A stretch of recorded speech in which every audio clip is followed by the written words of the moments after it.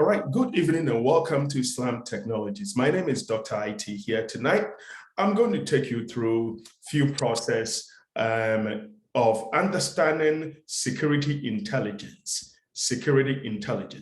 In the security intelligence, I'm going to start off by looking into a few things, and then we will be able to conclude it with our new 0 day that has hit the market. And so we will look into that. And so the first thing that we're going to do, we want to look into breach. According to statistics, which was provided to us by Verizon Data, they said that in 2015, we have over 2,122 breaches that happened. And we have 60% of breaches. It took attackers minutes to break into the network. Now, and 50% of them, it took those companies months to detect the breach. I mean, that is what is driving the cybersecurity forward these days, because what is happening right now is that there is more attack. And when the attacker attacks us, it takes us more time for us to identify those attacks. The compromise discovery gap was big, right? 60% of cases, attackers are able to compromise an organization within minutes. How? When they compromise the system, it takes some time before we are able to discover their ways. And that is what is in the market now. So security information and event management is one of them that is driving the market of a cybersecurity. So when you are talking to the interviewer, they want to look into your understanding and the knowledge that you possess when it comes to security information and event management. And so in the security information and event management, we have security devices that are connected and forwarding log data, LOG data to the SIEM. We have servers and mainframes, network and virtual activities, data activities, application activities, configuration information, vulnerabilities and threats, users and identities, global threat intelligence. All of these things are forwarded into the SIEM. And this is where me and you, we enrich ourselves by sitting down and looking into the logs and managing those logs, right? And so when you are doing an interview with the interviewer, they want to find out your experience with the SIEM. Now, you have to be able to identify in the area how you investigated.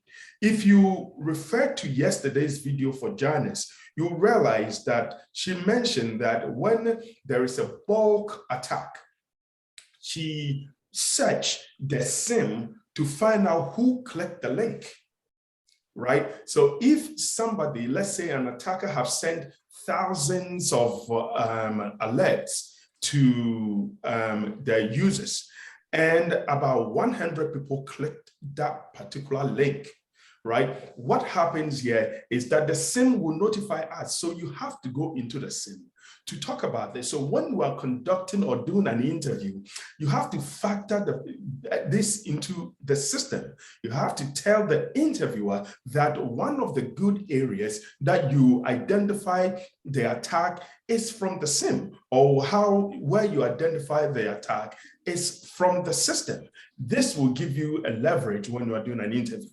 Now, in the SIEM use cases, we create different use cases, such as threat hunting, detecting indicators of compromise. I asked the question, what is IOCs? You have to know the IOCs. These are indications that you are compromised. Now, there is no way that an attack will happen without an indication. And so we definitely have some sort of indications that shows that we have been attacked, or maybe some person or an attacker is in our system. And that is what the IOCs. Operational intelligence. is everything that we are doing. Today, we have the OIs, right? Operational intelligence that is building the company. Companies are using things like the online marketing portals. They're using different applications as operational intelligence tools to assist them in the marketing. And we do search and reporting, and all of these are found in the SIEM.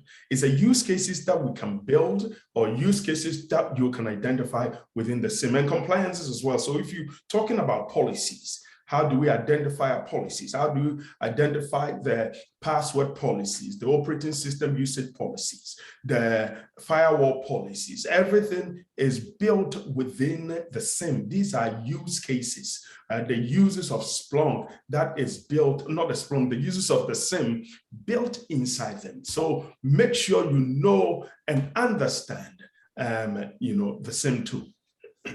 One of the key areas that interviewers look into is the cyber kill chain.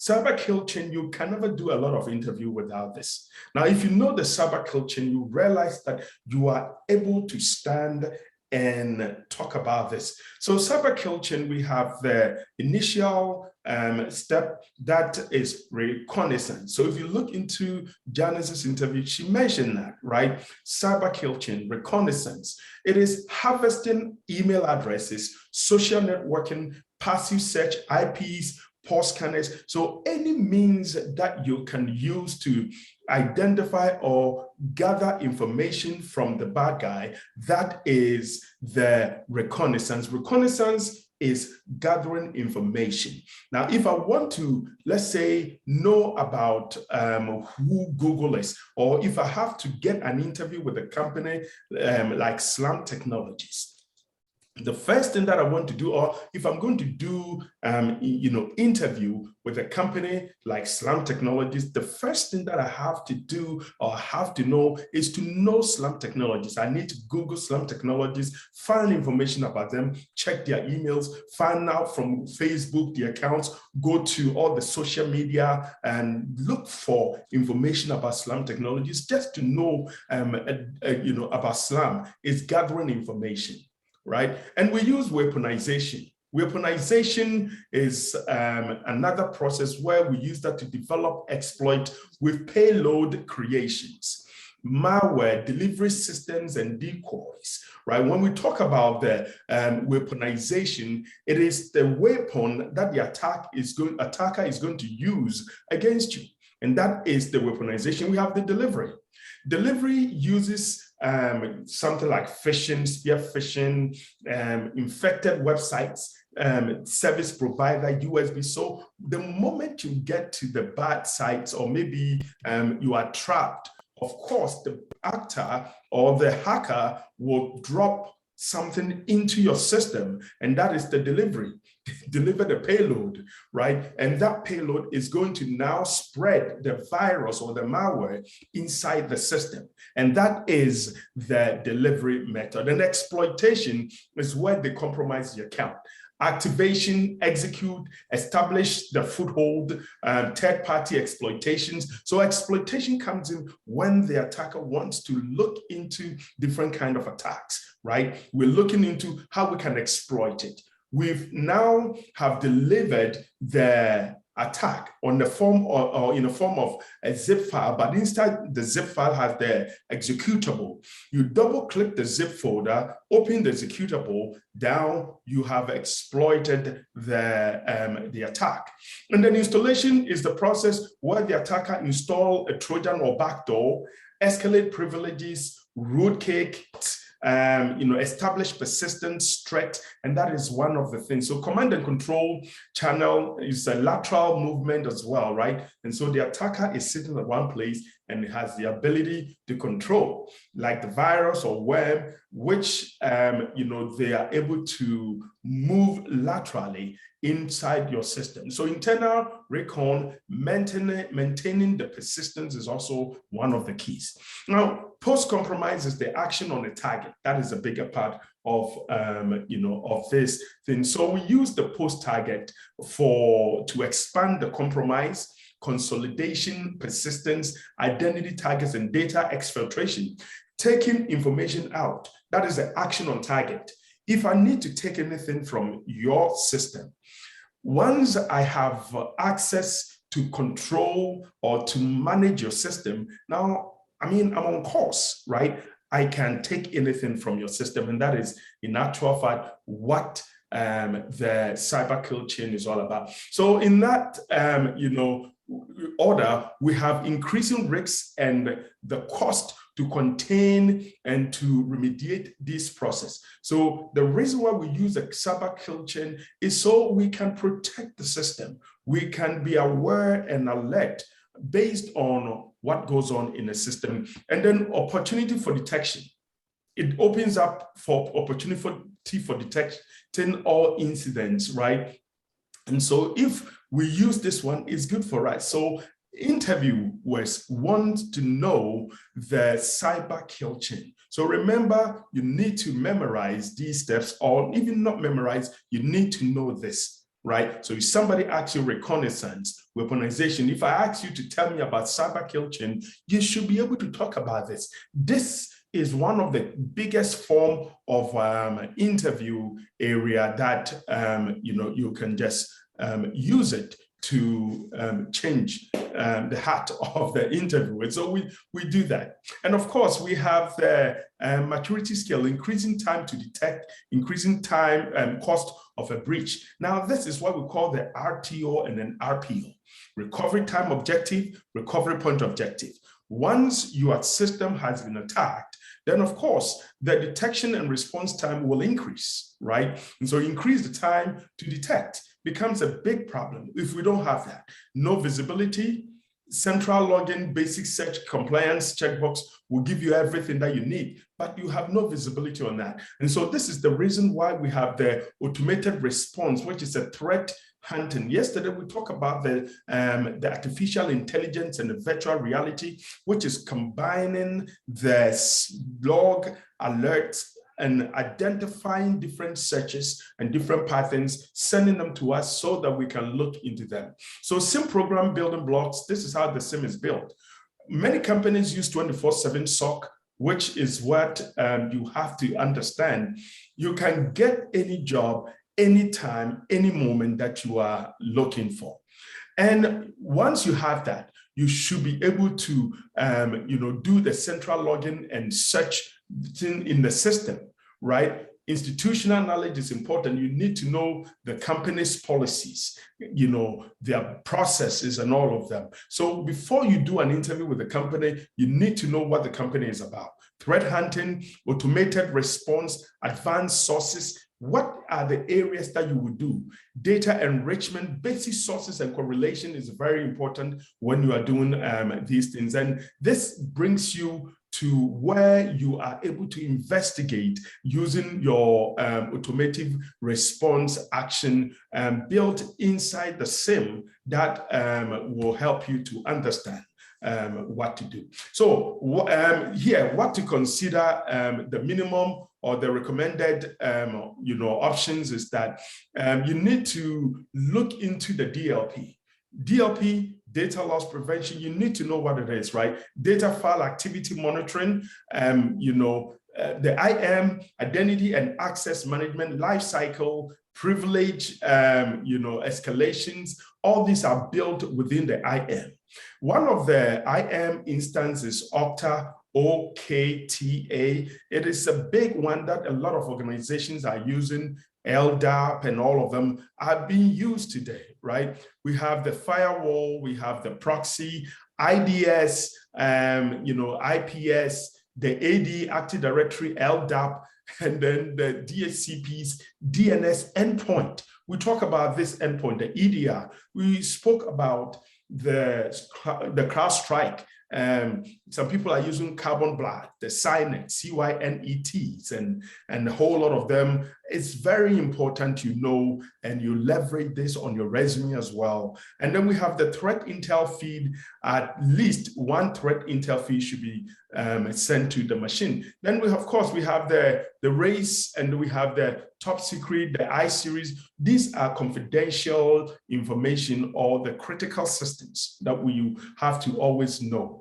MDMs, badge systems, these are some information that you have to consider. So when you are talking to one person or talking to the interviewer, you need to be able to emphasize on the level of your understanding of the system and the processes, right? Important sources of enrichment, you have to look into the net flow. And net flow, check online. It gives you the network diagrams and a whole lot. Vulnerability scan data is very important. You need to look into vulnerability scan data. You need to have at least one vulnerability backing you. One of the vulnerabilities we've used, is definitely, Nessus. And, if you use anything that is beyond that, it's different. And proprietary pivot points, custom CMD, CMDB, lookups, multiple threat intelligent feeds. You need to look into all the feeds that are going to the systems. And then the SIEM best practices that you have to identify the high business impact assets, right? The HBIs, very important, right? If it's a bank, what are they protecting? What is their fear? What are they afraid of, right? That is what we're talking about. Then there's a critical database service, CFO's laptops, the CEO's computers. What are they doing with that? The CFO handles the financial aspects of that. The CEO handles the company's information and data. And so here, their computer, what you need to protect. Define use cases around those assets. Based on use cases, determine what data you need and implement. When they ask you some of the use cases, you should be able to talk to them about some of the use cases we covered in the classroom. So database file monitoring and then the SIEM. And so companies do a lot of DFAMs, right? We have the database systems, we have the systems to monitor, and this is going to drive us into the log 4Js, and then we will look into that critically. So credit card information, when is violated, who it has to see the report, who do we report to when we identify the credit card information. And so we talk about the SOC manager, right? That we report everything to. So when you are talking on an interview level, you need to put all this in perspective. Identity management and the SIEM is very important. Who is logging into the system? Who is breaking into your network? Privilege escalations, very important in this case. Who has access to the Active Directory? Who can reset password? Who can change password?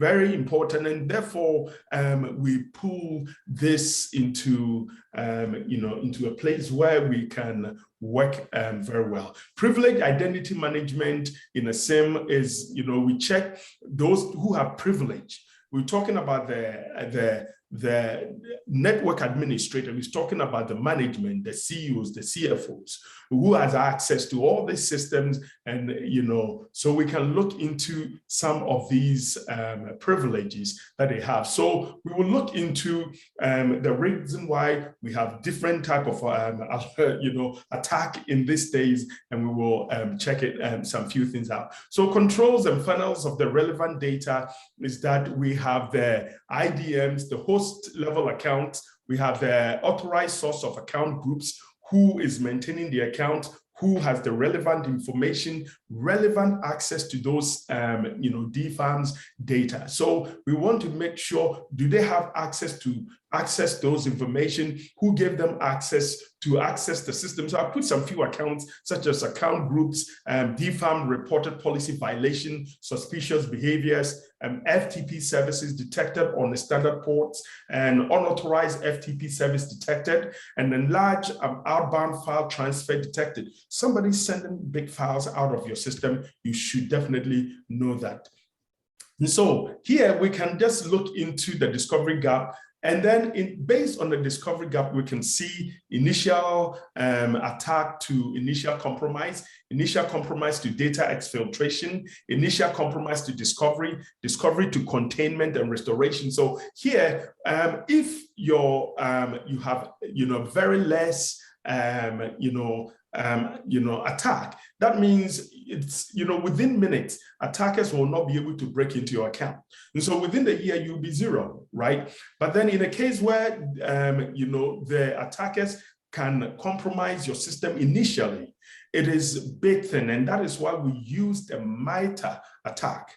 The MITRE is a framework built inside the SIEM to give us understanding of what goes on within the network.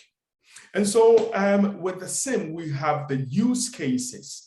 The use cases is, what triggers the alert. We have the possible malware infection critical, which is going through to the critical systems. And then we have the detecting lateral movement. Lateral movement is when the attacker is moving from one network to another network, right? And that is a privilege escalation process. Policy violation, data leakage, and all of that. Data sources. Where do we have our data? Net flows, DHCPs, CMBDs, CMDBs, IDS, IP. So we want to know where the data are coming from and it's feeding into the SIEM. You have to know that. Where is this data coming from, right? And so once we have that, we write a rule for them. So the rule triggers when they see a botnet coming from an executable file or coming from a critical asset, right? And that is what it is. So the AVR, the AV and then the EDR or XEDR will alert us, right, when there is a proper use cases in place for this. And then when you look into the IDMs, then the ADs, we have alerts to any security group modification activities, not from any my audited IDMs tools only. It comes from everywhere.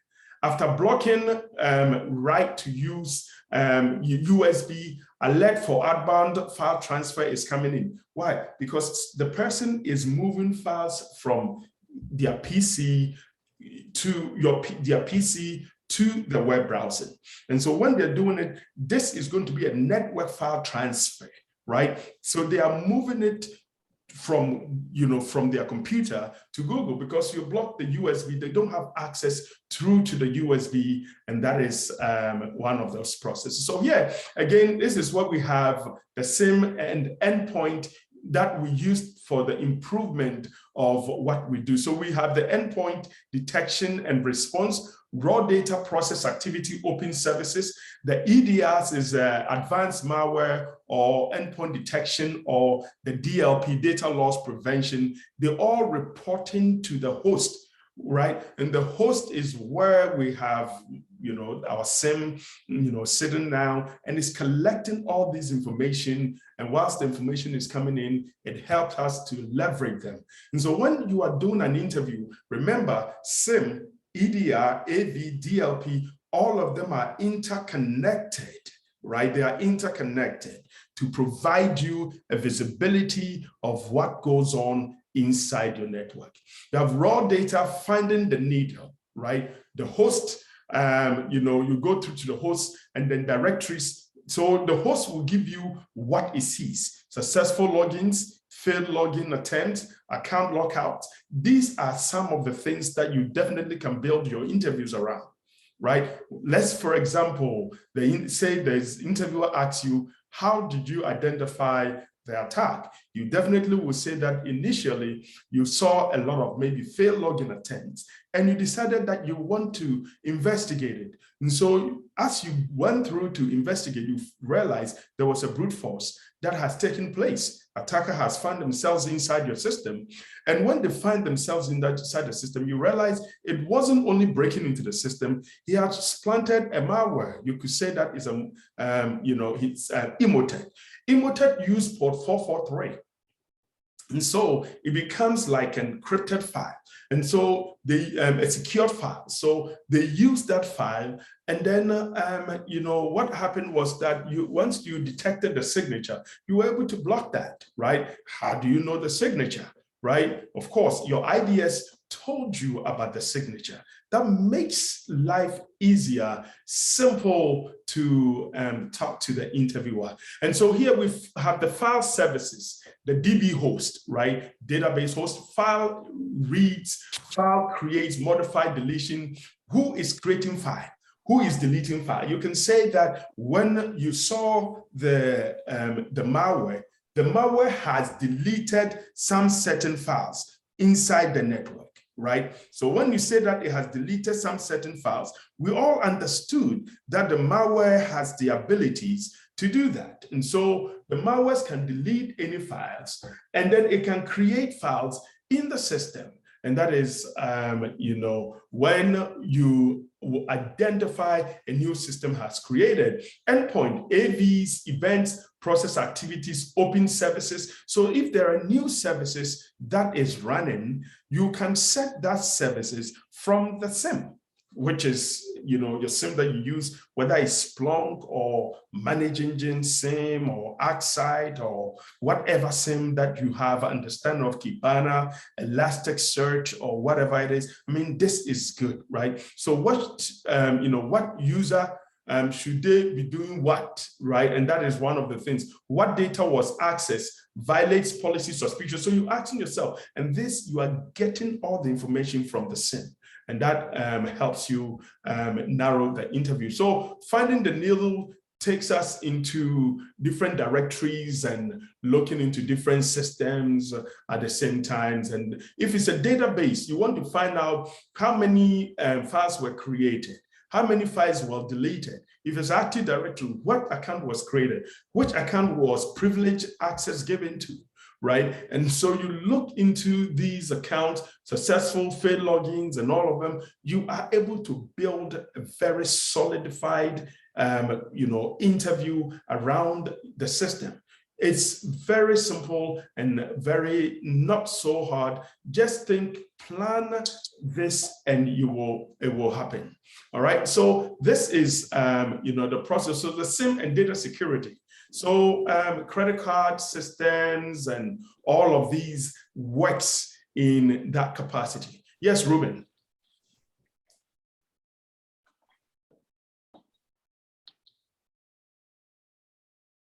Ruben.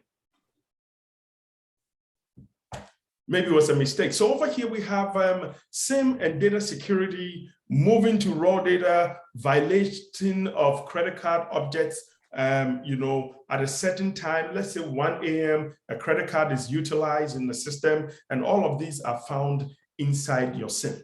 All right, now the reason why I brought this SIEM to you is that it's leading us into analyzing, the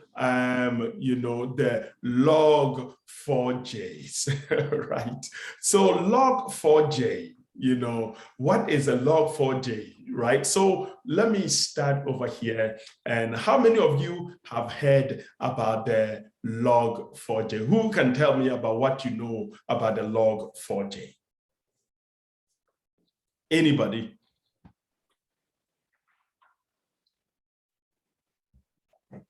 No one? So let's talk about this a little bit here. So Log4j is a vulnerability, that is in what we call the Log4j, right? The Log4j is, application integration that is using, that is built inside Java. Right now, there is one simple application that is called the JNDI, right? It's a Java naming directory interface. Java naming directory interface. The JNDI, it's a small, application that is interfacing with the LDAP, lightweight directory, access protocol. And so because this was compromised in a Log4j, right? Log4j, for those people that use applications, most of the applications that are utilized out there, designing application, new applications that are built around Java, right? Most of them are using Log4j. So the whole world is in panic because many people that are using and that have, many people have Log4j integrated inside their system. And that is the reason why many organizations are in a panic. And so in actual fact, Log4j is a big thing, right? It's an application interface. So when you hear the Log4j, it's a vulnerability and it's a 0-day attack. So now Log4j is an open source Java-based logging framework, which is used in the numerous Apache framework, including the Strauss2, the Solar, the Drawd, and the Flink, and many third-party software packages, right? Of course, the Log4j is built, and nobody were thinking about this, but the vulnerability is just a little part of this. And I'll show you where the attacker used this vulnerability against us, right? And so, we are talking about, so let's look into the vulnerability. So the vulnerability is a 0-day. We have no knowledge of it. So when we say of a 0-day, it is because it can hit our systems and we have no solutions for that. And that is, the issue. So on November 24th, 2021, there's a gentleman called Chen Jodin, or whatever, whoever calls his name, I don't know, of Alibaba officially reported the Log4j remote code execution vulnerability to Apache. Now, when we talk about Apache system, Apache is a web service. So the whole world is freaking out because we believe in that, the attacker can break into the websites, destroying many integrations inside the web and lock most of the websites down. So that is the reason why everybody in this world is shaking because of the Apache system that we're using. And that is the reason why, that is the issue that is going on. So the Log4j is just an application that is already there, but it's vulnerable, right? That is what it is. And so we deduce that from from anything 2.5 below, right? The current version is 2.5 and 2.6, well, 2.15 and 2.16, right? If you have anything 2.15 below, that means you are weak. And many companies were using this without realizing that this could cause a havoc, right? So what is the cause? There is what we call the deserialization of untrusted data and improper input validation. So serialization is that, it's a little bit complex for those data, those who create applications, right? We use what we call data serialization and deserialization. The serialization opens up the JNDI, which is a Java naming, directory interface. It opens it up and then allows us to connect to other systems that are all put together, and that's serialization. So serialization, deserialization is where we have a trusted systems. But when we don't trust the system, then of course we have the deserialization, which becomes untrusted data. And that is the cause for this one. Now, according to the CVE, we have 2021 to 44228. That is the current CVE. Now, CVE stands for Common Vulnerability Exposure. And this is, how the weakness is built inside the system. So the CVE 2021 to 44228 is a Log4 shell vulnerability. That is what some people call it, right? And so let's move on to the dates. In November 29, 2021, the partial fix disabling the message lookouts for login mechanisms API functions was identified. right? And so we realized that when you disable the Log4j or the JNDI, you are safe.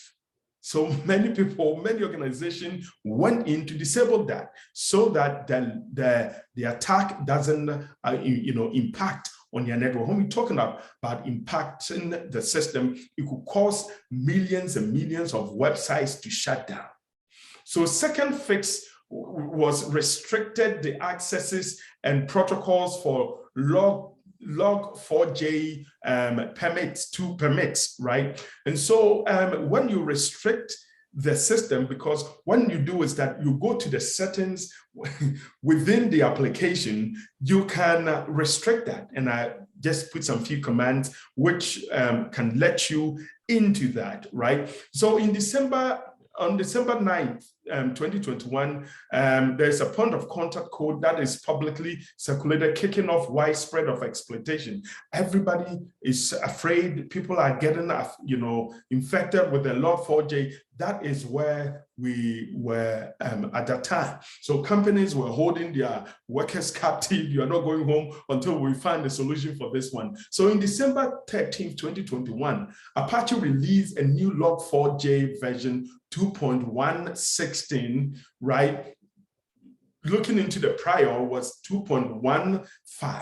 In a security update, that resolved this problem. So in an interview, the interviewer will ask you, what is the current vulnerability and what do you know about this? You should be able to talk about the Log4j, as we have emphasized here, as part of the Java application interface connection problem, which was limited to its weakest version, and that is what happened. So this realization, what now, right? The serial, what now? Application frequently needs to transmit objects and other data structures across systems. An object is serialized often to transfer it to another systems or processes and is later deserialized. That is deserialization. And security issues can arise when the object contains user control data. If this is not handled properly, a vulnerability can be introduced. Yes. Will you be posting the PowerPoint? I will send a video, but so this is my notes that I put out here. So I'll send you the videos. You can get all the information inside the video. Okay. All right. So this is the user data that we believe was compromised. So if you look into the user data and the INDI, LDAP, host path, this is where the attacker deserialized it, right? The logger.error. And I was doing a little research and at the, some few websites, and I came out with some few information that some bloggers were talking about them as well. So improper input validation is not properly checked to ensure it conforms with the expected format types. We don't know whether it's improper input validation, but it has nothing. It's just application deserialization and serialized, right, information. Gadget chains, malicious serialized objects that instantiate code already present in the class path and therefore trusted. So we believe that every application is trusted here. So if we believe in this one, then this can go bad on that, right? In order to effectively identify usable gadgets, and information leak is frequently needed. Information has been leaked using the JNDI with the DNS. Remember, the JNDI is part of the DNS, domain name systems, that is built around the LDAP. So if you look into the user data attack, you see that the JNDI colon LDAP, right? Host name, that is the path. You put the path credentials into your database, and that is where the attack gets that. Very simple, very easy to compromise this attack. Now, there are some few things that is going on. So we have what we call the Kinson ELF. And so beginning on December 10th, the company like CrowdStrike completely identified the opportunistic attempts to exploit the CVE. So they went inside to look into it, right? We looked into the CrowdStrike as an EDR. This payload results in the victim system using the curl or widget download and then execute a shell. Now, the shell was the LH.sh, right? And this shell was a payload, so it moved around the system. The script kills a variety of processes related to the malware and downloaded additional payload. That is what this was very deadly. So the ultimate payload is Kensen, a crypto miner, right? And this was based in China. And the Alibaba has promised the world that they are researching on that. And we see that one of the endpoint systems that is doing this much is the CrowdStrike. So on December 13th, CrowdStrike Intelligence identified malicious Java class file hosted on the known infrastructure. Its function is to download and install a version of the FRP client malware for Microsoft Windows or Linux. And so the staging of a malicious Java class on a previous attributed infrastructure indicates the intent to exploit the Log4 shell to facilitate initial access, enable tools delivery for the proxy client. So this means that the Nemesis, right? This Nemesis, we use it mainly for Windows-based servers, and then and because we use it for mostly the Windows, server systems, it is, it is one of those, area in which, the attack, falls short when it comes to investigation. Then we have other opportunistics that goes on here is the XM rig malware for Microsoft Windows can be affected by the Log4J. And then we have the Mustic backdoor variant that supports multiple architectures, including Windows x86, x86 to 64 bits, the PPC, the ARM, the MIPs, and a bash script that adds an authorized SSH key to infected systems and perform shell propagation can also be identified in this order. There is numerous Chinese or China-based adversaries, that Falcon overwatch and observe their activities. So the CVE 2021 to 44228, was identified and is based, in China. Now, they also observed that there were other organizations using the Burp Suite, right? The Burp Suite is also one of the exploitable scan tool that we use in hacking, and they observed them connecting to other systems. So here we have, the action that can be taken. Organizations that are using these acts, is like, and how do you secure systems? So this is for you, right? For your interviewer. So they may ask you, so how do you secure this? Access the use of Log4j within your environment, patch vulnerable infrastructure by upgrading to Log4j and 2.1.16 where possible. If the administrators can, as a security person, you have to be able to talk to them on that. And then disable the JDNI, right? The Java Directory Naming Interface, and, and remove support for messages lookup, and then preserve digital evidence, of course, because you are doing all of this, you want to show that you did that. And it is recommended that you preserve memory and disk evidence for potential affected systems. Don't throw them away.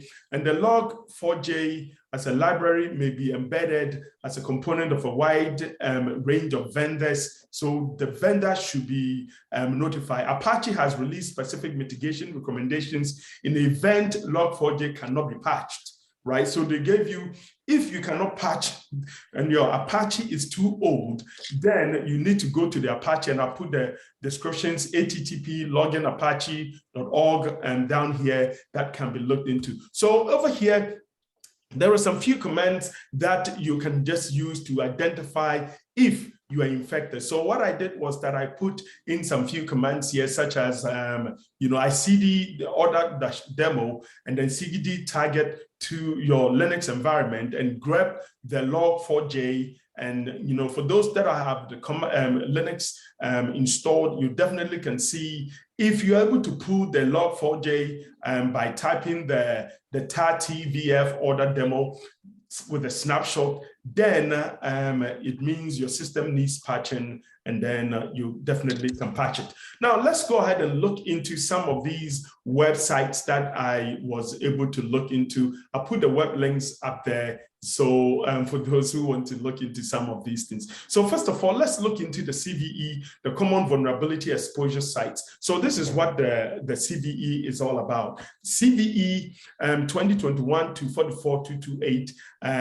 If you look into here, there's a Apache log file 2.20, which is a beta 9. This is where the infection is. The JDN features used in configuration. The log releases and parameters do not protect against attacker-controlled LDAP. You see what it is, right? This is not controlled. Now, an attacker who can control log messages or log message parameters can execute library code from the LDAP server. This is what they're showing the hackers how to crack the system. And so if you look into this one, then you definitely understand what to do. And so if you see, look up here, you can see that, from Log4J 215, this behavior has been disabled by default. The best option is disable the Log4J, and so that you don't have it. This is a vulnerability that is valid. And then, here is where we cannot control when it comes to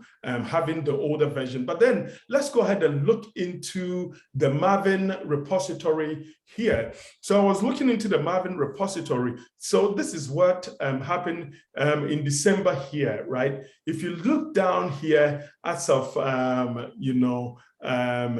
March until December, we were still using the 2.14, which is the oldest, right? And so if you want to look into some of the Apache's old thing, you can just look into the mvnrepository.com, look into the artifacts and then the Apache, and then you can see the logins. And so here, if you want to see what the coding was all about, this is what the coding was about, right? We have all these things showing up here. If I bring you into the directories, this is the not here. This is the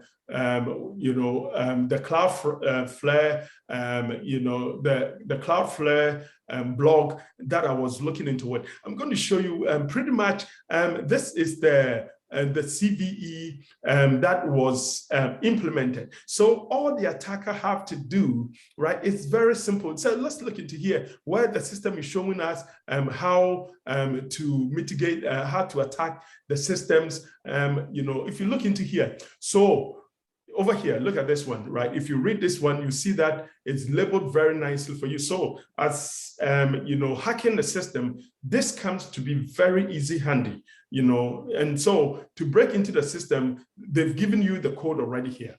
So all an attacker has to do is find some input that gets logged and add something like this.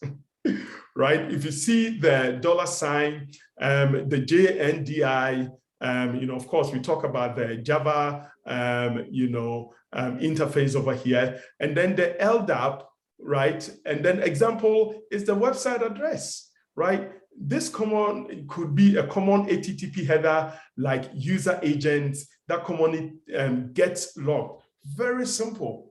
Right, I'm not going to show you, but this is how you get logged in if the system is weak. So anybody can log into the system and manipulate it. So this is how the infection is exploited here. This is the user string that is put up here according to the blog, the Cloudflare. These are some of the information the attackers are using to manipulate the system. So malicious web user, web service, cloud database, and billing system. So here, that's what it is. The malicious web user, they find the users over here. This is the user, and then the web server, Apache. That's what we're talking about. Customer database, they see all the customer database, they see the billing. So the bigger picture is here. If I sit down here and I want to log into, let's say, Amazon system and it's older, right? All I need to do is look at the string, right? The JNDI:LDAP, and then I can now log into their web server, Amazon.com. I can see the customer database, credit card information, everything that is there. And then the billing, I see how they are billing people. I can pay everybody's debt for them, right? And that is pretty much what the Log4J is all about. So I put these links into my PowerPoint, and you should be able to pause it, duplicate it, and look into it. And that is what it is. Anybody have any question for me for this purpose?